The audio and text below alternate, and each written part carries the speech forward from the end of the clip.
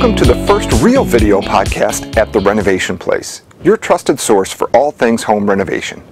I'm Joel, and I'm an architect and renovation contractor in Illinois. I have a passion for design, renovation, and helping people achieve their dreams at home. This week's podcast is going to lay the foundation for all of my next videos. I want to discuss the most basic concepts in home renovation and remodeling. It'll predict how your project is going to go, good or bad. We all want them to succeed, right? But that doesn't always happen, does it? These three concepts are extremely important for the success of the project. They are the three T's of home renovation: trust, time, and the tab. They're easy to remember and so important to managing your expectations for your project and aiding you in the selection of a contractor. We can talk about cool concepts in flooring, tile, and design all day, but it can all be boiled down to these three things. Being off the mark with any of these three can cause at least frustration, if not total disaster. I want to run through these one by one and talk about how they can affect your project and some of the things to watch out for. First is trust. Trust is everything. This first video will deal just with trust. The next two will be on time and the tab, or money. When I talk about trust, this can be trust in your contractor, designer, or even yourself. Yes, you also need to have trust in yourself for this to succeed. Trusting yourself comes in handy when you're looking to do a bunch of the construction dirty work yourself. I'll talk about trusting yourself in a minute. What's the first thing you do when you've decided your home is too cramped, ugly, or embarrassing, unsafe, or it's finally time to do that project you've been planning since you bought the place?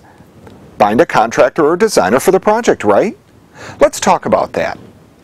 Trust is the biggest obstacle I'm trying to overcome when I sit down with a prospect. My potential client is wanting to spend anywhere from $50,000 to $500,000 to have work done on their home. That's more than a lot of people make in a whole year. How do they know after meeting me for only an hour that I'm competent, reliable, smart, and trustworthy? They really don't, and I get that. I set out to build a relationship with them before we've even started design. I want to show them that I do know what I'm doing and that I have a genuine concern for how their project turns out. What are some of the ways that you can see if your designer or contractor is trustworthy? So here's this guy or gal sitting at your kitchen table. They might be well dressed and they may be dressed like a slob. Appearances aren't everything, but they do give you a piece of the puzzle. Since most people start with that first impression, let's start there too. If you're looking to do a $500,000 renovation or addition, then they better be dressed well and have their act together. If the project is just a small bathroom update, then maybe you're okay with jeans and a clean t-shirt. Make sure it's a clean t-shirt. Use your own judgment, but don't put too much emphasis on appearance. It's probably the first thing you use to start sizing people up. It certainly builds an impression in your mind, good or bad. Secondly, how did everything go with them up until this point? Did they return calls or emails promptly? Were they good on the phone?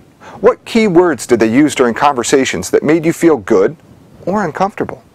These all influence your trust levels and comfort with them. All this communication should leave you with positive feelings. If they don't, then you'd better make a mental note of that to use when you're making your final decision. Most of us contractors are doing the same thing on our side. Believe it or not, I'm not rushing into this all excited about your project from the very beginning. I'm doing the same evaluation from my side too. I want to make sure I can trust you. I've worked with some crazy people and I want to avoid them at all costs in the future, no matter how desperate I am for work. Unreasonable clients lead to losses on jobs. Contractors are in business to earn a living and make money. They can't afford to do that with people they don't trust. So back to the thing about communication. If they return calls, are professional, and good to deal with, then that's a good sign. That said, here's my warning about this. You may be dealing with a professional salesperson at first, and then they'll be handing the project off to someone else who could be a complete idiot. Before you agree to anything, make sure you get to meet everyone who'll be working on your project. I'm talking about designers, interior consultants, site superintendents, and even the owners of the company if they'll be involved. There's nothing worse than loving your salesperson, your designer, the design, and then the construction process is miserable because you hate the site superintendent or the carpenter running the job. I've heard many stories about things like this. The project was going great until we had to get to construction, and then it all fell apart. As a contractor, I hate these stories too. Once you've gotten past their appearance and ability to communicate, then we need to look at things like, what are they saying? The most obvious is, do you believe them? Some contractors can fill you full of a whole bunch of crap. Are they telling you that they can renovate your whole kitchen down to the studs and have it all done in a week? That could get you really excited, but in reality, is that even possible? I'm telling you right now, it's not. Watch for other things they say as to signs of their believability and trustworthiness. It's amazing what you can learn if you just listen and not get caught up in the excitement or the salesiness of the meeting. Remember, as you're evaluating who to use, that you always have options. Even though you may be in a situation where you think there are no other options, there always are. I tell you this because not only is this good for you, but it's also good for me as a contractor. If we're getting into a relationship and it's working for me, but not for you as the client, then eventually it's going to fall apart for all of us. The other trust I brought up earlier was the ability to trust yourself. This is as important as having trust in your contractor. Here are some of the ways you should trust yourself. Trust that you can make the right decisions for your project. This could be in selections, the contractor, design ideas, and your ability to even endure the construction phase of the process. This is where trust in your contractor and designer is important. They can help you make the right decisions for design, resale, and timing. Maybe that bright green accent tile you saw on TV wasn't such a great idea for resale after all. They should be able to tell you that. Trusting yourself is even more important when you plan to do the project with your own two hands. I love working with my hands, and I encourage everyone to do it at some point in their homeowning lives. It can be extremely rewarding and fun. Trusting that you have all the skills to do the project in the first place.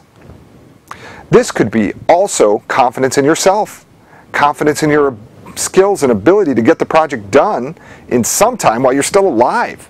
Many people will jump into a big renovation project not really trusting their instincts or listening to their partner about cost, timing, or their skills. Do you trust your ability to get the project done and have it look nice or even acceptable? What are your expectations for the finished product? If your spouse is super picky and you're going to do a new tile floor on the whole main level of your house and that's something you've never done before, then you had better trust your instincts to get some help from someone who knows what they're doing, or you're going to be hearing about it for a long time to come. Trust that you have the time to get the project done. Remember, it always takes a whole lot longer than you think to get a project done. Even as contractors, we realize that. This is especially true if you have little or no skills in renovation. It could be fun and save you tons of money, but in the end it will be a major headache or inconvenience because it took forever to get the job done. Your wife got frustrated with you because it wasn't done for the party and everyone got to see your house in a total shambles. This won't build trust between the two of you either. And finally, can you trust your ability to estimate how much this project is going to cost you? It always costs more than you think or what they say on TV. Make sure the budget has been thought through before you tear the whole house apart and realize you don't have the money to finish it. Ouch! Renovation is fun, exciting, and rewarding. Make sure you have the trust in yourself and others before you begin. This is the most important thing you can remember out of the 3 T's. The next time, I'm going to talk about the next T in home renovation, time. Time can be important in so many ways, and I want to give you some tricks to remember and things to watch out for with your contractor. It could save you a lot of headache on your project. If you have any questions about renovating your home that you can't seem to get an honest answer on, let me know. I'd be happy to help. You can email me at joel@therenovationplace.com or leave a comment on the video blog at www.therenovationplace.com. Please also take 2 seconds and give me a rating on iTunes. That helps me know what direction to take this video series and how I can make it better for you. That's it for today. Thanks for watching.